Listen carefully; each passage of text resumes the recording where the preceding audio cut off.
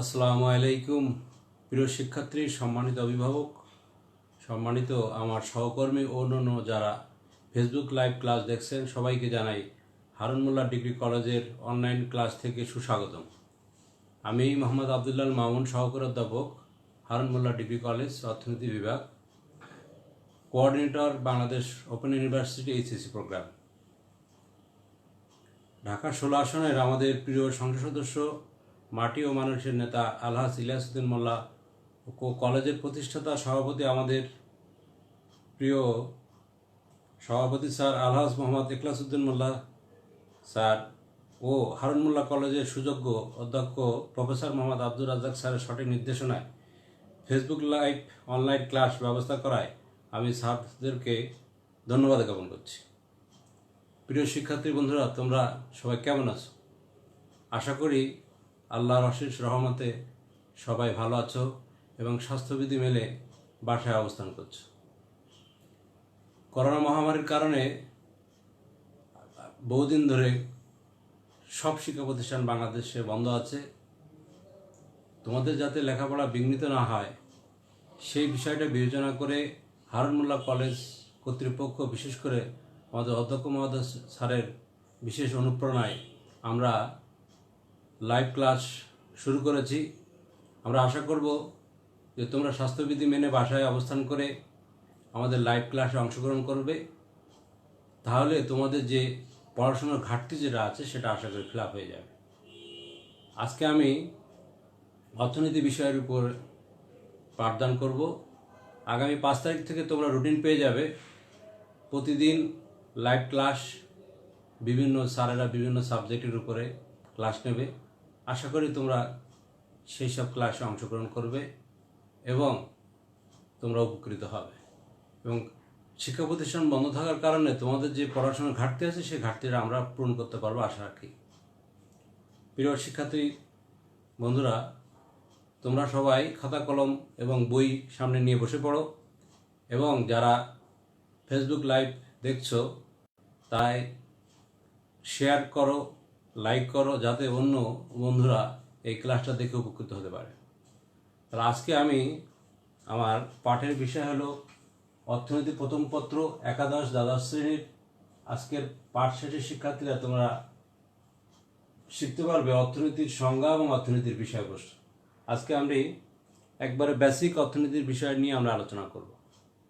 তাহলে এটা হলো অর্থনীতির প্রথম পত্রের প্রথম অধ্যায়ের মধ্যে পড়ে, কিন্তু আমরা একবারে বেসিক বিষয় যে বিষয়গুলো আছে সেই বিষয়গুলো নিয়ে আমরা আজকে তোমাদের সামনে কথা বলব। দেখো, অর্থনীতি একটি গতিময় বিষয়। বর্তমানে অর্থনীতির যে সংজ্ঞা, এই কিন্তু বহু সভ্যতার ক্রমবিকাশের সাথে সাথে অর্থনীতির সংজ্ঞা পরিবর্তিত হচ্ছে। অর্থাৎ অর্থনীতি একটি গতিময় বিষয়, এটা স্থির অবস্থায় থাকে না, প্রতিনিয়ত এই বিষয়গুলো চেঞ্জ হচ্ছে। এর কারণ হলো কি, মানুষের কর্মক্ষেত্র, মানুষের ধ্যান ধারণা, চিন্তা চেতনা প্রতিনিয়ত পরিবর্তন হচ্ছে, যার ফলে অর্থনীতির সংজ্ঞাগুলো প্রতিনিয়ত চেঞ্জ হচ্ছে। তাহলে আমরা অর্থনীতি শব্দটি ইংরেজি শব্দ ইকোনমিক্স থেকে এসেছে। দেখি আমরা, দেখো, ইকোনমিক্স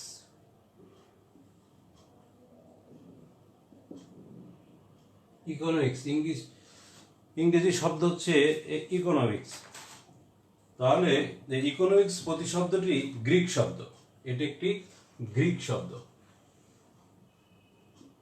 শিক্ষার্থী বন্ধুরা, আমরা এগুলো খাতায় লিখে রাখবো, কারণ আমাদের এমসিকিউতে এগুলো আসে অনেক সময় সৃজনশীল কোশ্চেনে। ইকোনমিক্স শব্দটি কোথা থেকে, কোন শব্দ থেকে উৎপত্তি? তাহলে এটা গ্রিক শব্দ থেকে এসেছে। তাহলে ইকোনমিক্স শব্দটি গ্রিক শব্দ ওকোনমিয়া থেকে এসেছে। দেখো, এটাও আমাদের পরীক্ষায় আসে।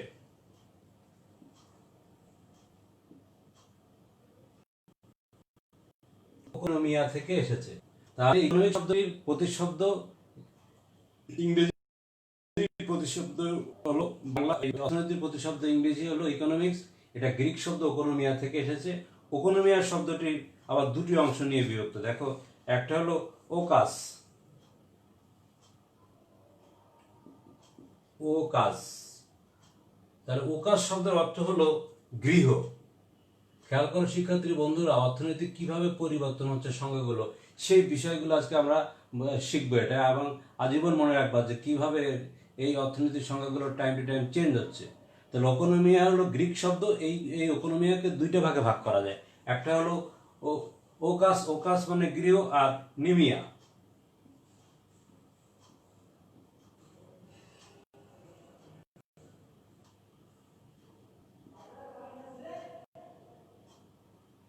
এটা হচ্ছে ব্যবস্থাপনা। তাহলে এর শাব্দিক অর্থে কি দাঁড়ায় খেয়াল করো শিক্ষার্থী বন্ধুরা, যে ইকোনমিক্সের শাব্দিক অর্থ ইকোনমিয়া, এটা হলো একটা, ওকাস হলো গৃহ আর নিমিয়ান হচ্ছে ব্যবস্থাপনা। তাহলে আমরা শাব্দিক অর্থ অর্থনীতিকে গৃহ ব্যবস্থাপনা সম্পর্কিত বিজ্ঞান বলে আখ্যায়িত করতে পারি। এটা হচ্ছে একবারে প্রথম দিকে অর্থনীতির বিষয়টা কিন্তু একবার আলাদা একটা বিষয় ছিল না। তাহলে এই বিষয়টা দেখো কিভাবে ধাপে ধাপে পরিবর্তিত হচ্ছে, এই বিষয়গুলো আমরা জানবো।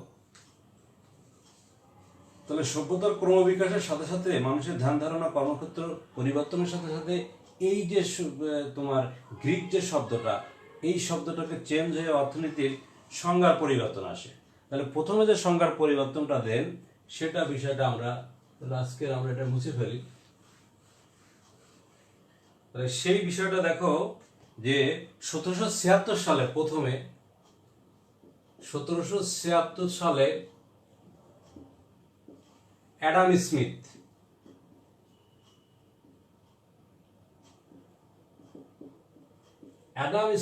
এই অর্থনীতি যে আলাদা একটা বিষয় হতে পারে, এই বিষয়টার ধারণা কিন্তু অ্যাডাম স্মিথ 1776 সালে উদ্ভাবন করে। সেই 1776 সালে অ্যাডাম স্মিথ এই অর্থনীতিকে একটি স্বতন্ত্র বিষয় হিসেবে অভিহিত করেন। তিনি তার গ্রন্থে, একটা দেখো বিখ্যাত গ্রন্থের নাম আছে an inquiry into the nature and causes of the wealth of nation গ্রন্থে অর্থনীতির সংজ্ঞা দিতে গিয়ে তিনি বলেন, economics is the science of wealth, অর্থাৎ অর্থনীতির একটি সম্পদের বিজ্ঞান।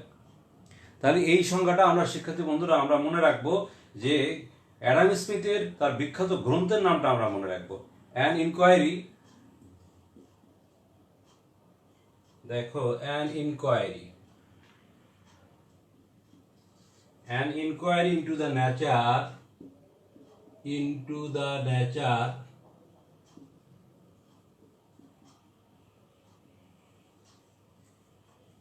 and causes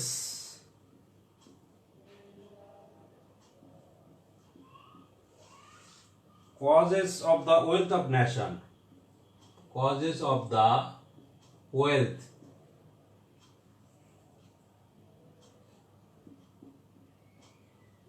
of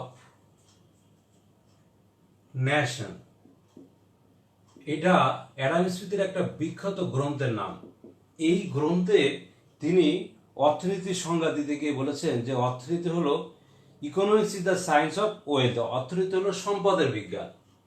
অর্থনীতিকে তিনি সম্পদের বিজ্ঞান বলে অভিহিত করেছেন। তাহলে 1776 সালে অ্যাডাম স্মিথ হলো অর্থনীতিকে সম্পদের বিজ্ঞান বলে অভিহিত করেন। অর্থনীতিকে সম্পদের বিজ্ঞান।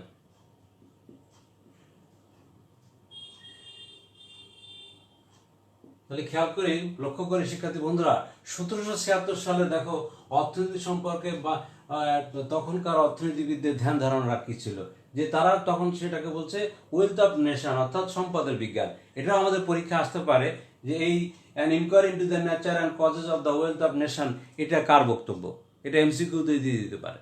তাহলে তখন তোমরা বিভিন্ন অর্থনীতিবিদদের নাম দেওয়া থাকবে তখন এটা, তাহলে এটা মাথায় রাখবা যে অ্যাডাম স্মিথ। আর অ্যাডাম স্মিথ হলো অর্থনীতির জনক। দেখো অর্থনীতি যে আলাদা একটা বিষয়, সেই বিষয়টাকে উদ্ভাবন করেন অ্যাডাম স্মিথ। তাহলে অ্যাডাম স্মিথকে আমরা অর্থনীতির জনক বলবো। অ্যাডাম স্মিথ হলো ফাদার অফ ইকোনমিক্স, স্মিথ হলো অর্থনীতির জনক। এগুলো আমরা খাতায় নোট করে রাখবো আশা করি। অর্থনীতির জনক, এটা আমাদের প্রত্যেকটা বিষয়ের, এই বিষয়টা আমাদের জানা দরকার যে এই সাবজেক্টটা আসলে কে উদ্ভাবন করে। তাহলে 1776 সালের অর্থনীতির সংজ্ঞা সম্পর্কে আমরা একটা ধারণা পেয়ে গেলাম যে অ্যাডাম স্মিথের চিন্তা চেতনা কি ছিল। তার বিখ্যাত গ্রন্থের আলোকে তিনি বলছেন যে economics is the science of wealth, অর্থাৎ অর্থনীতি একটি সম্পদের বিজ্ঞান। তাহলে আমরা অ্যাডাম স্মিথকে অর্থনীতির জনক বলবো। আরেকটা বিষয় আমরা একটু জেনে রাখি যে আধুনিক অর্থনীতির জনক হলো পল স্যামুয়েলসন। পল স্যামুয়েলসন স্যামুয়েলসন হলো আধুনিক অর্থনীতির জনক। এগুলো কিন্তু আমরা কম মার্কের সৃজনশীল কোশ্চেন অনেক সময় দিয়ে দেয়। আধুনিক অর্থনীতির জনক, তাই এগুলো শিক্ষার্থীর বন্ধুরা আমরা নোট করে রাখবো। অর্থনীতির জনক, তাহলে এই আরেকটা আমরা বিষয় জানলাম যে আধুনিক অর্থনীতির জনক কিন্তু আবার পল স্যামুয়েলসন। আর একবার মূল যে অর্থনীতির জনকটা হলো অ্যাডাম স্মিথ। এই বিষয়টা আমরা খেয়াল রাখবো একবারে, যে আমাদের যাতে কোনো এটা যেন ভুল না হয় শিক্ষার্থী বন্ধুরা। এরপর আসো দেখো ধাপে ধাপে অর্থনীতির সংজ্ঞাগুলোকে কিভাবে পরিবর্তিত হচ্ছে। তাহলে 1776 সালে অ্যাডাম স্মিথের অর্থনীতি সম্পর্কে যে ধারণা ছিল সেটা আমরা আলোচনা করলাম, এবং অর্থনীতির জনক হলো অ্যাডাম স্মিথ এবং আধুনিক অর্থনীতির জনক হলো পল স্যামুয়েলসন। ক্লিয়ার শিক্ষার্থী বন্ধুরা? এটা তোমরা খাতায় নোট করে ফেলো সাথে সাথে। এখন আমরা আসো দেখো এরপর 1890 সালে আমরা আজকে অর্থনীতির সংজ্ঞাটা কিভাবে চেঞ্জ হয়ে কোথায় যে দাঁড়াচ্ছে সেই বিষয়গুলো জানবো। এখন আমরা আসি 1776 সালের পরে 1890 সালের বিষয়। দেখো 1890 সালে এসে অধ্যাপক মার্শাল বলছে তার প্রিন্সিপাল অফ ইকোনমিক্স গ্রন্থে, অধ্যাপক মার্শাল আরেকজন অর্থনীতিবিদ, অধ্যাপক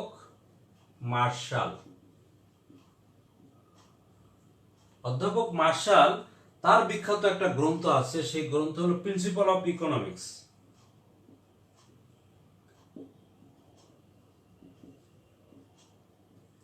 প্রিন্সিপালস অফ ইকোনমিক্স।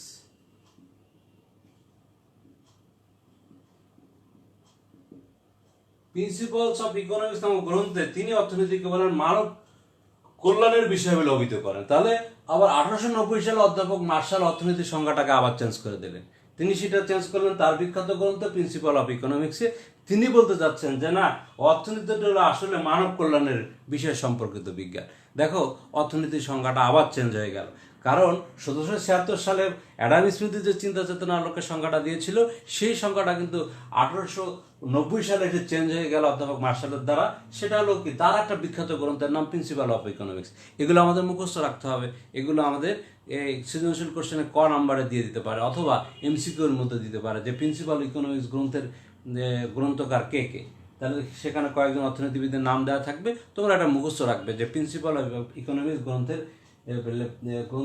লেখক হলো অধ্যাপক মার্শাল। আর আগের যে বিষয়টা আমরা বললাম 1776 সালে অ্যাডাম স্মিথের কথা। এরপর আসো দেখো 1932 সালে এসে যায় আবার দেখো 1890 এর পরে 1932 এসে আবার দেখো অর্থনীতির সংজ্ঞাটা কিভাবে চেঞ্জ হচ্ছে শিক্ষার্থী বন্ধুরা। তাহলে আমরা এটা খেয়াল রাখবো যে 1932 সালে অধ্যাপক এল রবিন্স, এই একজন অধ্যাপক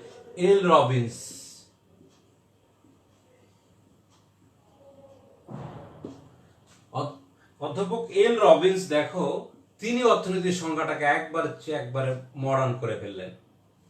তাহলে 1932 সালে অধ্যাপক এল রবিন্স উনি বলছে কি, সীমিত সম্পদ ও অসীম অভাব এই দুইয়ের মধ্যে সমন্বয় সাধনকারীর কাজ যে করে সেইটাই হলো সেই বিষয়টা হলো অর্থনীতি। আর এটাই হলো অর্থনীতির একটা বেশ সংজ্ঞা, যে মানুষের অভাব অসীম কিন্তু সম্পদ সীমিত।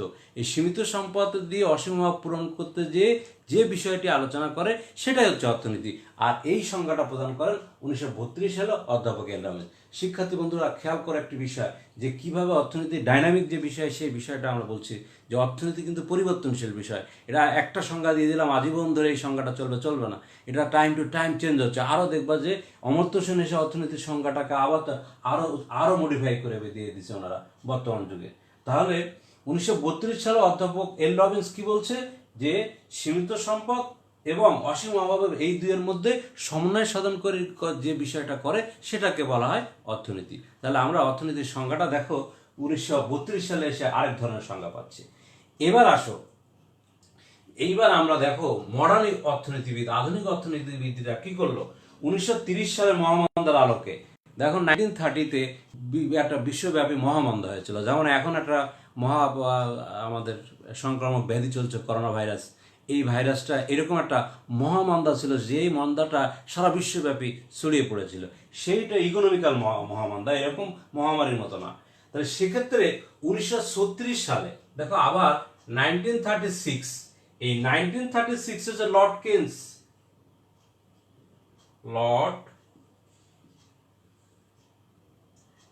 কেইন্স এসে দেখো Lord Kaynes general Theory of Employment, Interest and Money নামক গ্রন্থে আধুনিক অর্থনীতির সংজ্ঞা প্রদান করেন। এইটা কিন্তু আমাদের মুখস্থ রাখতে হবে। এইটা কেইন্সের এই তোমার তার বইয়ের নামটা জেনারেল থিওরি অফ এমপ্লয়মেন্ট, আমরা এটা মুখস্থ রাখবো। General theory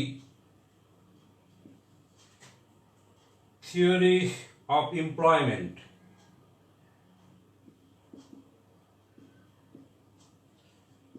general theory of employment, interest and money, interest and money। এই 1936 সালে Lord Kaynes general Theory of Employment, Interest and Money নামক গ্রন্থে আধুনিক অর্থনীতি সম্পর্কে বিশ্লেষণ করেন। তাহলে পরবর্তী সময় এই লর্ড কেইন্স, পল স্যামুয়েলসন, অমর্ত্য কুমার সেন প্রমুখ অর্থনীতিবিদরা অর্থনীতির সংজ্ঞাটাকে বলেন যে অর্থনীতি হলো উন্নয়নের বিজ্ঞান। দেখো এখন লেটেস্ট সংজ্ঞাটা এসে দাঁড়াচ্ছে অর্থনীতি হলো একটি উন্নয়নের বিজ্ঞান, ডেভেলপমেন্ট অফ সায়েন্স। বোঝা গেছে? তাহলে সুপ্রিয় শিক্ষার্থী বন্ধুরা, আমরা কিন্তু আলোচনা করছি আজকে অর্থনীতির একবারে সংজ্ঞাগত বিষয়টা, যে আমরা গতানুগতিক অনেকেই বিষয় মনে করে যে অর্থনীতি মানে যা অর্থ নিয়ে আলোচনা করে সেটাই অর্থনীতি। আসলে তা নয়। আমরা আজকের ক্লাস থেকে আমরা এই শিক্ষাটা লাভ করব যে আসলে অর্থনীতির সংজ্ঞাটা কিভাবে 1776 সাল থেকে 1976 সালে লর্ড কেইন্সের তার বিখ্যাত গ্রন্থ general Theory of Employment, Interest and Money নামক গ্রন্থে অর্থনীতির একেবারে আধুনিক সংজ্ঞা প্রদান করেন, এবং তার সাথে যুক্ত হন কে পল স্যামুয়েলসন, অমর্ত্য কুমার সেন, এবং এরা আধুনিক অর্থনীতিবিদগণ অর্থনীতিকে কি বলেন? উন্নয়নের বিজ্ঞান হিসেবে অভিহিত করেন। তাহলে দেখো প্রথম থেকে শুরু করে কিভাবে আমাদের অর্থনীতির সংজ্ঞাটা চেঞ্জ হয়ে গেল। তাহলে সুপ্রিয় শিক্ষার্থী বন্ধুরা, আশা করি আমরা অর্থনীতির যে সংজ্ঞাগুলো কিভাবে চেঞ্জ হয়ে আসলো এই বিষয়গুলো, এবং অধ্যাপক অ্যাডাম স্মিথ কি অর্থনীতির সংজ্ঞাটা দিল, অধ্যাপক মার্শাল কি অর্থনীতির সংজ্ঞাটা প্রদান করলো, অধ্যাপক এল রবিন্স অর্থনীতির কি সংজ্ঞা প্রদান করলো, এবং লর্ড কেইন্স, পল স্যামুয়েলসন, অমর্ত্য সেন অর্থনীতির কি সংজ্ঞা প্রদান করলো, এই বিষয়গুলো আমাদের মাথায় রাখতে হবে, এবং তাদের বিখ্যাত গ্রন্থগুলো মাথায় রাখতে হবে। কারণ এগুলো এমসিকিউতে আসতে পারে, আবার সিকিউতে আসতে পারে। সিকিউ এর ক নাম্বারে তোমার দিয়ে দিল। এইগুলো প্রায় পরীক্ষায় তুমি খেয়াল করো, প্রথম অধ্যায়ে এই বিষয়গুলো থাকে, কারণ তোমাদের বইতে এই বিষয়গুলো বিস্তারিতভাবে বা আলোচনা করা নেই। অর্থনীতির সংজ্ঞাই দেয়া নেই, অথচ একটা টপিক দিয়ে শুরু করে দিল সম্পদের দুষ্প্রাপ্যতা, অভাব নির্বাচন, এইগুলো দিয়ে। কিন্তু অর্থনীতির মূল যে বিষয়টা, সংজ্ঞাগত বিষয়টা কিন্তু একাদশ দ্বাদশ শ্রেণীর এইভাবে তোমার ক্লিয়ার করা নেই, যে আসলে অর্থনীতির সংজ্ঞাটা কিভাবে আসলো ধাপে ধাপে, এই বিষয়টা ওখানে কিন্তু বলা নেই। আজকের ক্লাস থেকে আমরা এই ধারণাটা অন্ততপক্ষে লাভ করলাম যে কিভাবে অর্থনীতি বিভিন্ন সময়ে পরিবর্তিত হলো, যে অর্থনীতিকে যে আমরা একটা গতিশীল বিষয় বলি, সেই বিষয়টা কিভাবে গতিশীল মানে কি পরিবর্তিত হবে, যে একটা সংজ্ঞা দিয়ে দিলাম সেই সংজ্ঞাটা সবসময় চলবে তা না। এরপরে হয়তো আরও চেঞ্জ হয়ে যাবে, আরও যুগের পরিবর্তনের সাথে সাথে আরও নতুন নতুন অর্থনীতির সংজ্ঞা আসবে। তবে সর্বশেষ এখন যে অর্থনীতির সংজ্ঞাটা আমাদের সাথে দাঁড়াচ্ছে, আধুনিক অর্থনীতিবিদরা অর্থনীতিকে কি বলছেন? উন্নয়নের বিজ্ঞান হিসেবে অভিহিত করছেন। সেটা হলো কি 1936-এর লর্ড কেইন্সের General Theory of Employment, Interest and Money নামক গ্রন্থে তিনি আধুনিক অর্থনীতি সম্পর্কে একটা ধারণা প্রদান করে দিয়ে গেছেন, এবং তার সাথেই কিন্তু অধ্যাপক মার্শাল তার সাথেই কি করছে, পল স্যামুয়েলসন এবং অমর্ত্য কুমার সেন এনারা এবং আধুনিক আরও অর্থনীতিবিদ যুক্ত হয়ে অর্থনীতির আধুনিক সংজ্ঞায়িত করছেন, যে অর্থনীতি হলো উন্নয়নের বিজ্ঞান। এটাই কিন্তু এখন লেটেস্ট সংজ্ঞা। এখন চলো শিক্ষার্থী বন্ধুরা, আমরা এইবার একটু আমরা শিক্ষা জানি যে আসলে অর্থনীতির বিষয়বস্তুটা কি, যে আমরা যে ইকোনমিক্স সাবজেক্টটা পড়ি সেটা কি কি বিষয়, তার আলোচ্য বিষয়টাগুলো কি কি থাকে, সেই বিষয় সম্পর্কে আজকে আমরা ক্লাসে সেই শিক্ষাটা একটু আমরা জানার চেষ্টা করি, এবং এগুলো আমরা মনে রাখবো, সারা জীবন মনে রাখবো। কারণ অর্থনীতি এমন একটি সাবজেক্ট, তোমার সব ক্ষেত্রে সব জায়গায় এর অ্যাপ্লাই তুমি বাস্তবে তুমি পাবে। এখন আমরা অর্থনীতির বিষয়বস্তুগুলো একটু লিখি। তাহলে সংজ্ঞাগত বিষয়টা আমরা অর্থনীতির বিষয়বস্তু। খেয়াল করো শিক্ষার্থী বন্ধুরা, তাহলে অর্থনীতির বিষয়বস্তুর মধ্যে প্রথম আছে কি সমাজবদ্ধ মানুষের অর্থনৈতিক আচরণ। সমাজবদ্ধ মানুষের অর্থনৈতিক আচরণ। অর্থনৈতিক আচরণ। এখন দেখো, তাহলে অর্থনীতির বিষয়বস্তুর প্রথম বিষয়টা হলো কি সমাজবদ্ধ মানুষের অর্থনৈতিক আচরণ।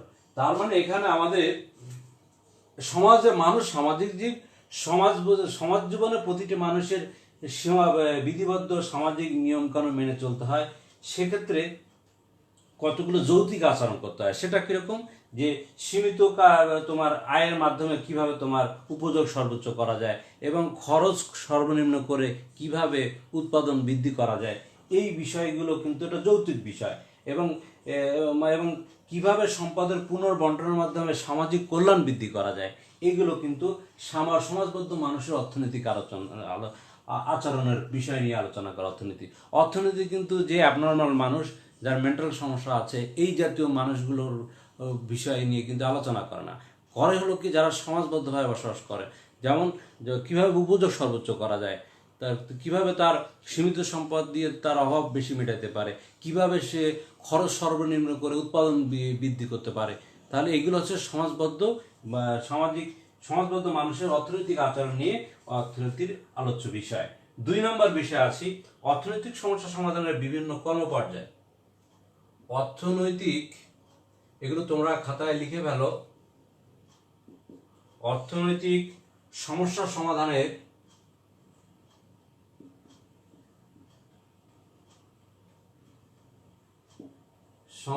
সমাধানের বিভিন্ন কর্মপর্যায়।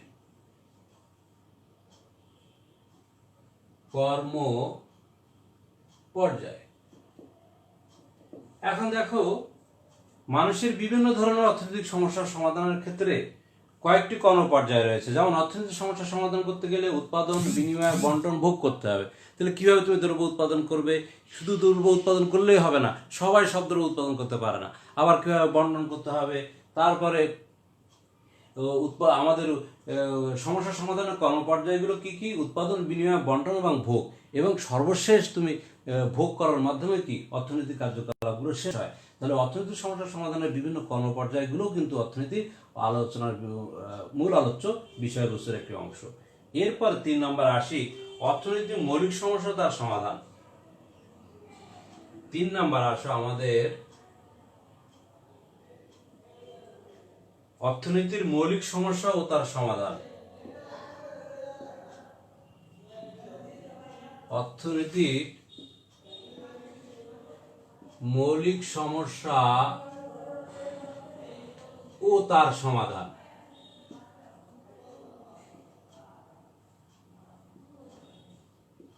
এখন শিক্ষার্থী বন্ধুরা দেখো, যে মানুষের অভাব অসীম কিন্তু সম্পদ সীমিত। এই সীমিত সম্পদ দিয়ে কিভাবে অসীম অভাব পূরণ করতে যায়, সেক্ষেত্রে মানুষ অর্থনৈতিক সমস্যার সম্মুখীন হয়।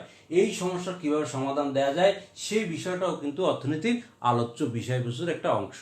তাহলে আমরা আলোচনা করছি কি এখন, যে অর্থনীতির বিষয়বস্তু কি, আসলে অর্থনীতি কি কি বিষয় নিয়ে আলোচনা করে। তাহলে আমরা 3 নম্বর বিষয় দেখছি অর্থনীতির মৌলিক সমস্যা। মৌলিক সমস্যাটা কি? তোমার অভাব অসীম কিন্তু সম্পদ সীমিত। সীমিত সম্পদ দিয়ে অসীম অভাব পূরণ করতে যে সমস্যার সম্মুখীন হয়, সেটা হলো অর্থনীতির মৌলিক সমস্যা। এই সমস্যাগুলো নিয়ে অর্থনীতি আলোচনা করে।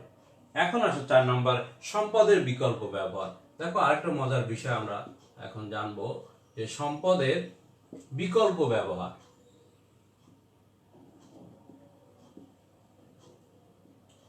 দেখো, তোমার অভাব অসীম কিন্তু সম্পদ সীমিত, তোমার কিন্তু সম্পদের আবার অল্টারনেটিভ ইউজ আছে। তোমার 1 বিঘা জায়গা আছে, তুমি 1 বিঘা জায়গা তুমি ধান লাগাতে পারো, তুমি মাছ চাষ করতে পারো, অথবা বিক্রি করে দিতে পারো। তার মানে কি, তোমার সম্পদের অনেক রকম ব্যবহারগুলো আছে। এই ব্যবহারগুলো আমরা আলোচ্য বিষয় হচ্ছে কি অর্থনীতির বিষয়বস্তুর একটা অংশ। সেখানে এই বিষয়গুলো আলোচনা করা হয়, যে কিভাবে তোমার সম্পদের তুমি অল্টারনেটিভ ইউজ করবে। অর্থাৎ একদিকে যেমন সম্পদ সীমিত, অন্যদিকে তার সম্পদের বিকল্প ব্যবহার আছে। তাহলে সম্পদ কিভাবে বিকল্প পদ্ধতি ব্যবহার করা যায় এবং এর ফলে কিভাবে সম্পদের সর্বোচ্চ দক্ষ ব্যবহার করা যায় সে বিষয়টা অর্থনীতির আলোচ্য বিষয়। তারপর 5 নম্বর আসো বিভিন্ন অর্থনৈতিক হাতিয়ার। দেখো বিভিন্ন অর্থনৈতিক হাতিয়ার।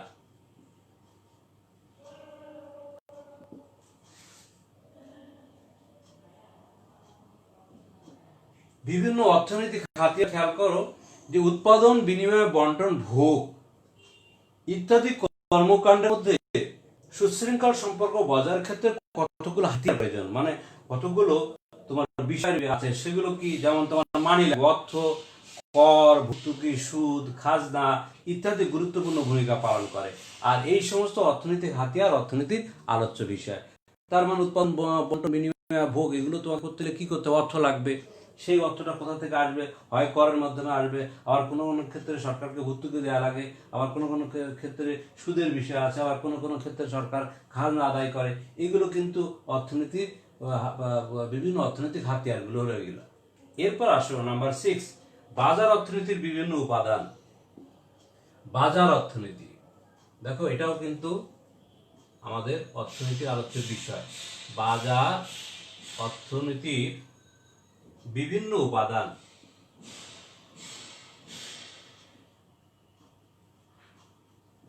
খেয়াল করো শিক্ষার্থী বন্ধুরা, বাজার অর্থনীতির কতগুলো উপাদানের সমন্বয়ে গঠিত, যেমন চাহিদা, যোগান, দাম, ভারসাম্য, আয়, ব্যয়, মুনাফা ইত্যাদি।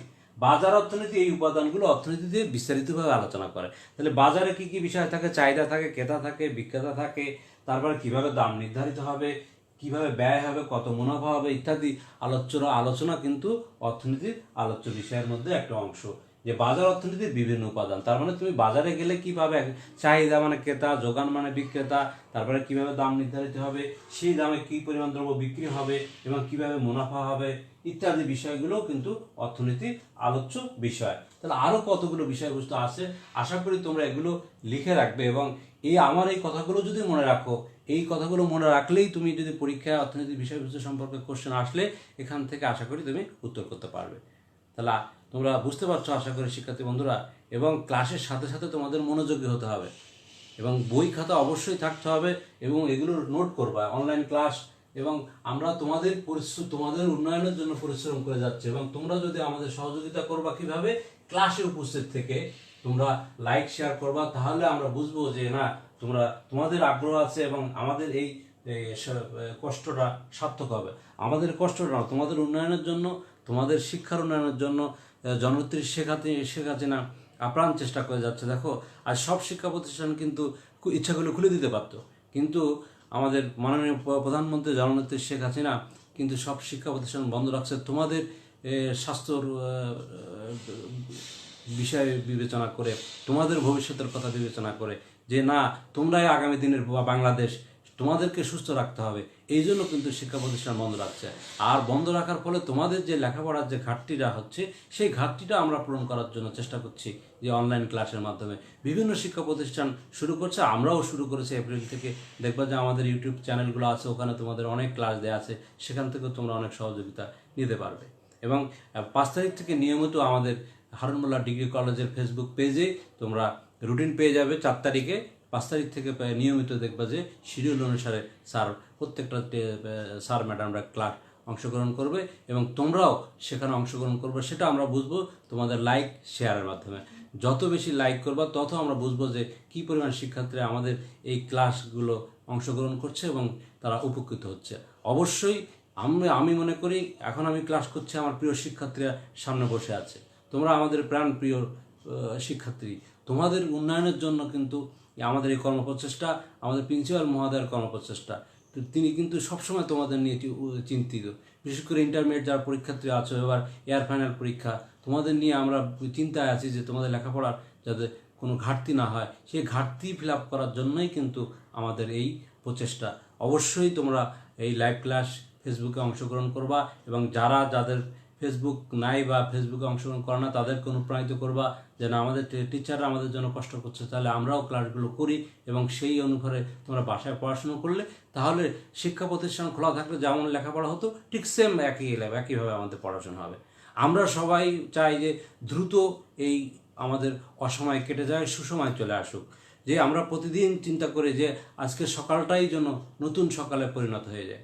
আমরা সবাই আল্লাহর কাছে দোয়া করব যেন দ্রুত এই অসময়টা চলে যায়, সুসময়টা আমাদের কাছে আছে। চলো যায় শিক্ষার্থী বন্ধুরা, আমরা আর কয়েকটা পয়েন্ট আছে, আমরা পয়েন্টগুলো আলোচনা করি। এরপরে দেখো নাম্বার 7, আভ্যন্তরীণ এবং আন্তর্জাতিক বাণিজ্য। খেয়াল করো, অভ্যন্তরীণ ও আন্তর্জাতিক বাণিজ্য। আন্তর্জাতিক বাণিজ্য, খেয়াল করো যে এই বিষয়টা হলো কিন্তু যে অর্থনীতির বিষয়বস্তু কি, একটা দেশের এক অঞ্চল থেকে আরেক অঞ্চলে কিভাবে বাণিজ্য সংগঠিত হবে, এক দেশের সাথে আরেক দেশে কিভাবে বাণিজ্য সংগঠিত হবে, বাণিজ্য হার কত হবে, বা তারপর লেনদেনের ভারসাম্য অনুকূলে থাকবে না প্রতিকূল থাকবে, শুল্ক, কোটা ইত্যাদি বিষয়গুলো কিন্তু অর্থনীতির আলোচ্য বিষয়। যে দেখবো যে আমেরিকার সাথে আমরা আমাদের সাথে বাণিজ্য ঘাটতি কোন কোন দেশের সাথে আছে, সেই বাণিজ্য ঘাটতি আমরা কীভাবে পূরণ করতে পারি, এবং কোন কোন আমাদের বিভিন্ন দেশের সাথে আমাদের তৈরি পোশাক শিল্পের কিন্তু কোটার সিস্টেম আছে, সেই কোটার বিষয়গুলো কিন্তু অর্থনীতির আলোচ্য বিষয়। যে কোটা সিস্টেম মানে কি, যে ওরা আমেরিকান বা ইউরোপিয়ান কান্ট্রিগুলো কি করে, তারা বিভিন্ন দেশ থেকে একটা নির্দিষ্ট পরিমাণ দ্রব্য সামগ্রী তারা আমদানি করে। এটা যদি যেহেতু বেশি পরিমাণ করতে পারে, কিভাবে বেশি পরিমাণ করা যায়, আমাদের দেশ থেকে যদি বেশি পরিমাণ রপ্তানি আমরা যদি আমেরিকাতে বা ইউরোপিয়ান কান্ট্রিতে করতে পারি, তাহলে কি হবে, আমাদের দেশের অর্থনৈতিক উন্নয়ন সংগঠিত হবে। সেই বিষয়গুলো কিন্তু অর্থনীতির আলোচ্য বিষয়। তাহলে অর্থনীতির আলোচ্য বিষয়ে আমরা একটা বিষয় যুক্ত হলো, সেটা হলো কি, অভ্যন্তরীণ এবং আন্তর্জাতিক বাণিজ্য। এরপর আসো আমরা এটা আলোচনা করলাম নাম্বার 8। এইটে আসো, দেখো জাতীয় আয় ও নিয়োগ। জাতীয় আয় ও নিয়োগ। দেখো এখানে একটা বিষয় আছে যে একটি দেশের জাতীয় আয় কিভাবে পরিমাপ করা হবে, জাতীয় আয় পরিমাপের অসুবিধাগুলো কি কি, দেশের নিয়োগ পরিস্থিতি কিরকম হবে, কিভাবে বিনিয়োগ এবং নিয়োগ বৃদ্ধি করা যায় ইত্যাদি বিষয় কিন্তু অর্থনীতির আলোচ্য বিষয়। যে তোমার দেশের দেখবে যে অর্থনৈতিক অঞ্চলগুলো করা হচ্ছে, কেন করা হচ্ছে, যে বিনিয়োগ বাড়বে, সেখানে বিদেশি বিনিয়োগ বাড়বে, দেশীয় বিনিয়োগ বাড়বে। আমরা মাননীয় প্রধানমন্ত্রী কিন্তু অর্থনৈতিক বিভিন্ন অঞ্চল করছে। কারণ কি, একটি দেশের অর্থনৈতিক উন্নয়ন করতে গেলে বিনিয়োগ প্রয়োজন, আর বিনিয়োগের জন্য সুষ্ঠু পরিবেশ দরকার। তাহলে বিনিয়োগ হলে সেখানে নিয়োগ হবে। এই বিষয়গুলো কিন্তু অবশ্যই এটা অর্থনীতির আলোচ্য বিষয়। তাহলে আমরা জাতীয় আয় কীভাবে পরিমাপ করা হবে, জাতীয় আয় পরিমাপের কী কী অসুবিধা আছে, কিভাবে বিনিয়োগ বৃদ্ধি করা যাবে, কিভাবে নিয়োগ পরিস্থিতি কীরকম হবে ইত্যাদি, নিয়োগ ইত্যাদি কীভাবে বৃদ্ধি করা যায়, এই বিষয়গুলো কিন্তু অর্থনীতির আলোচ্য বিষয়বস্তু। এরপর আসো আমরা শিক্ষার্থী বন্ধুরা নাম্বার 9 আসে রাষ্ট্রীয় অর্থ ব্যবস্থা। দেখো নতুন একটা অর্থ ব্যবস্থা উদ্ভব হয়েছে, রাষ্ট্রীয় অর্থ ব্যবস্থা। রাষ্ট্রীয় অর্থ ব্যবস্থা। দেখো রাষ্ট্রীয় অর্থ ব্যবস্থা মিশ্র অর্থ ব্যবস্থার অর্থনৈতিক কর্মকাণ্ড সরকারি কিংবা পরোক্ষভাবে সরাসরি, এখানে কি বলছে, মিশ্র অর্থ ব্যবস্থা অর্থনৈতিক কর্মকাণ্ড সরকার সরাসরি কিংবা পরোক্ষভাবে অংশগ্রহণ করে। এই কারণে বর্তমানে রাষ্ট্রীয় অর্থ ব্যবস্থা নামে স্বতন্ত্র একটি অর্থ ব্যবস্থা উদ্ভব হয়েছে। এই বিষয়টা কিন্তু অর্থনীতির আলোচ্য বিষয়। মানে কিছু কিছু ক্ষেত্রে সরকার কি করে, সরাসরি অংশগ্রহণ করে না, পরোক্ষভাবে অংশগ্রহণ করে। সাপোজ আমাদের দেশে দেখো মেট্রো রেলের কাজ হচ্ছে, এখানে কিন্তু ট্রিপল-পির কাজ হচ্ছে, যেমন পাবলিক প্রাইভেট পার্টনারশিপ। তার মানে কি, সরকার সরাসরি না, কিন্তু পরোক্ষভাবে আবার সরকার এখানে ইনভলভ হচ্ছে। পদ্মা সেতুর কাজ হচ্ছে এরকম এখন সব জায়গায় সরকার ইনভলভ করে কাজ করছে। এই জন্য এটাকে রাষ্ট্রীয় অর্থ ব্যবস্থাও কিন্তু অর্থনীতির আলোচ্য বিষয়। নাম্বার 10 আসে অর্থনীতি বিষয়বস্তুর মধ্যে আমরা অর্থনৈতিক পরিকল্পনা। দেখো অর্থনৈতিক পরিকল্পনা,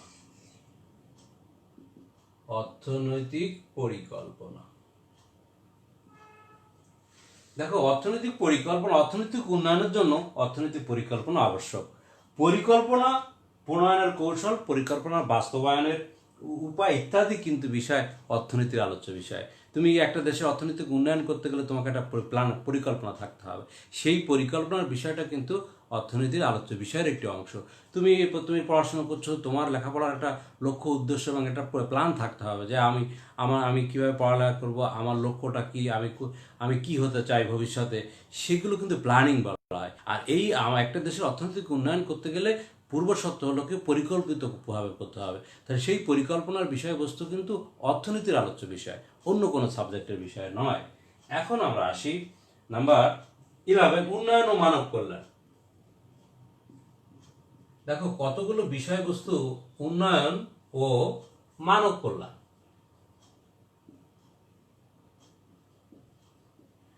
দেখো উন্নয়ন ও মানব কল্যাণ জেমস টবিন, জন স্টিগলার, পল স্যামুয়েলসন, অমর্ত্য কুমার সেন প্রমুখ অর্থনীতিবিদ মানব কল্যাণের সাথে সম্পর্কিত অর্থনৈতিক উন্নয়নের যাবতীয় বিষয় অর্থনীতি আলোচ্য বিষয়। এখন কিন্তু আধুনিক অর্থনীতিবিদরা বলছে যে তুমি যাই করো না কেন, অর্থনৈতিক উন্নয়ন করতে গেলে উন্নয়ন এবং মানব কল্যাণ দুইটা বিষয় হতে হবে, তা নাহলে কিন্তু সেটা টেকসই উন্নয়ন হবে না। তার মানে কি, আমি যে উন্নয়নটা করব সেটা কিন্তু মানব কল্যাণের জন্য হতে হবে, তাহলে সেই উন্নয়নটা টেকসই হবে। এটাই কিন্তু অর্থনীতির আলোচ্য বিষয়। তাহলে সুপ্রিয় শিক্ষার্থী বন্ধুরা, আজকে হারুন মোল্লা ডিগ্রি কলেজ কর্তৃক আয়োজিত অনলাইন ক্লাসে আমি মামুন স্যার অর্থনীতির সংজ্ঞার উৎপত্তি বিস্তারিতভাবে তোমাদের সামনে তুলে ধরলাম এবং অর্থনীতির বিষয়বস্তুগুলো কি কি সেই বিষয়বস্তুগুলো আমরা আলোচনা করলাম, যেগুলো আমরা যারা অর্থনীতি পড়ি না বা যারা পড়ি সবার জন্য প্রয়োজন। যে আসলে এই ইকোনমিক সাবজেক্টটা কি দরকার, সাবজেক্টটার লক্ষ্য কি সাবজেক্টের আলোচ্য বিষয়, কেন এটা অর্থনীতি সাবজেক্টটা আসলো এবং অর্থনীতির সংজ্ঞাটা কিভাবে উৎপত্তি হলো এবং লাস্টে কোথায় এসে দাঁড়ালো, আমরা সেই বিষয়গুলো আলোচনা করলাম। তাহলে এতক্ষণ ধরে ধৈর্য সহকারে তোমরা হারুন মোল্লা ডিগ্রি কলেজ কর্তৃক আয়োজিত অনলাইন ক্লাসে অংশগ্রহণ করলে, এজন্য তোমাদের সকলকে ধন্যবাদ জানাই এবং সবাই স্বাস্থ্যবিধি মেনে বাসায় থাকবে এবং নিয়মিত লেখাপড়া করবে, এই আশা ব্যক্ত করে আমি মামুন স্যার আজকের মতো বিদায় নিচ্ছি। তোমরা সবাই ভালো থেকো, সুস্থ থেকো এবং মহান আল্লাহ তাআলার কাছে সবাই আমরা দোয়া করব যে আল্লাহ যেন আমাদের এই অসময়টাকে খুব তাড়াতাড়ি সুসময়ে পরিণত করে দেন এবং আমরা আমাদের প্রিয় শিক্ষা প্রতিষ্ঠানে সবাই যাওয়ার জন্য দৃঢ় হয়ে আছি যে আমরা ফিরে পেতে চাই হারুন মোল্লা ডিগ্রি কলেজের সেই ক্যাম্পাস, যেখানে শত শত হাজার হাজার শিক্ষার্থীরা মুগ্ধ থাকবে, শিক্ষকরা পাঠদানে ব্যস্ত থাকবে, পরীক্ষা থাকবে, খাতা দেখা থাকবে, প্রস্তুত করা নিয়ে ব্যস্ত থাকবে। আমাদের কর্মকাণ্ড প্রতিনিয়তই আমরা যে কাজগুলো করে থাকি, তোমরা প্রতিদিন কলেজে আসবে, ক্লাস করবে, আনন্দমুখর পরিবেশে পাঠদান আমরা করি। আর আমাদের ক্যাম্পাসটা এরকম সুন্দর একটা পরিবেশে, আমরা চাই দ্রুত আল্লাহ আমাদের সেই সুযোগটা করে দিক। আমরা প্রিয় প্রতিষ্ঠান হারুন মোল্লা ডিগ্রি কলেজে আমরা সবাই আবার দ্রুত ফিরে যাব এবং আমাদের প্রিয় অধ্যক্ষ মহোদয়ের নেতৃত্বে কলেজটা দ্রুত গতিতে এগিয়ে যাচ্ছে এবং সাথে আমাদের এমপি মহোদয়ের সহযোগিতা এবং আলহাজ এখলাসউদ্দিন মোল্লা স্যারের সহযোগিতায় কলেজটা আমরা দ্রুত গতিতে আরও ঢাকার মধ্যে একটা বড় শিক্ষা প্রতিষ্ঠান এবং ভালো শিক্ষা প্রতিষ্ঠান হিসেবে গড়ে তুলতে চাই এবং সেই আশায় কিন্তু কলেজটা পরিচালিত হয়ে আছে। এখন তোমরা দেখো যে আমাদের কলেজের জেনারেল প্রায় শিক্ষার্থীরা আছে 1000-এর কাছে উপরেই এবং বাংলাদেশ উন্মুক্ত বিশ্ববিদ্যালয়ের এইচএসসি প্রোগ্রাম আছে, সেখানেও স্টুডেন্ট আছে প্রায় 300-350-এর মতো। তাহলে এই ছাত্রছাত্রী আর এবছর আবার ছাত্রছাত্রী ভর্তি হবে আশা করি এবং আমাদের এই দুঃসময় কেটে যাবে।